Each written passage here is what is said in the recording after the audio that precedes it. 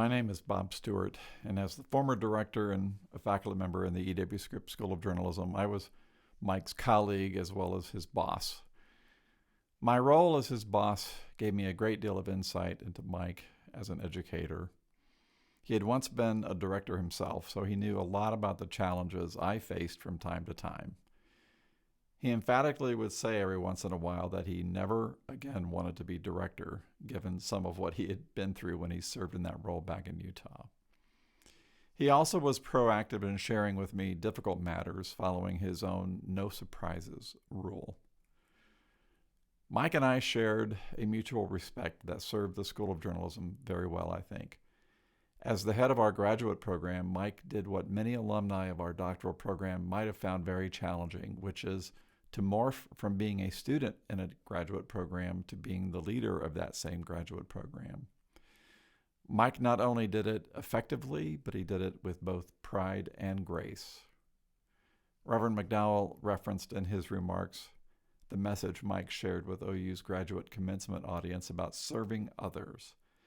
When it was announced a year ahead of time that Mike would be giving the 2019 commencement address, I guess I probably wasn't the only person who wondered if Mike would actually make it to April 2019. Time and again, it seemed that the forecast for his health was dire, such that because Mike's cancer was growing at warp speed, it seemed. I suggested to Mike that we record his speech ahead of time so it could be played back by video in the event he was too ill or, God forbid, already gone.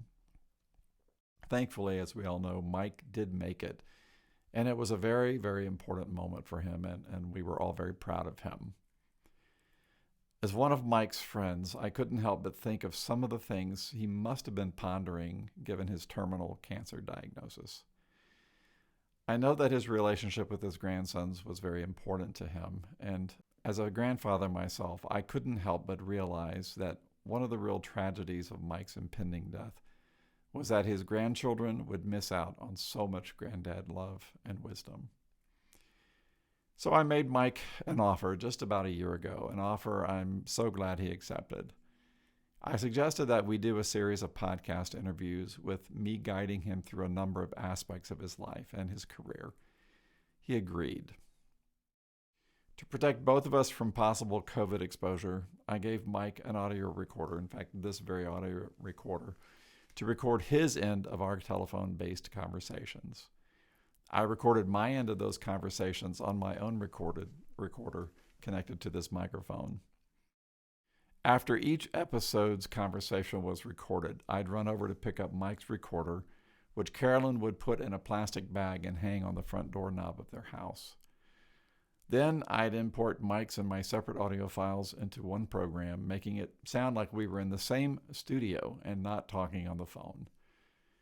What I wanted was for Mike's voice to be crystal clear, knowing how important it would be in years to come, just to be able to hear the clear sound of his voice.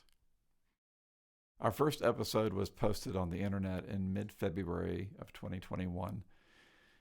After Mike heard that episode, he said to me, "I figured out why you're doing these podcasts. Thank you."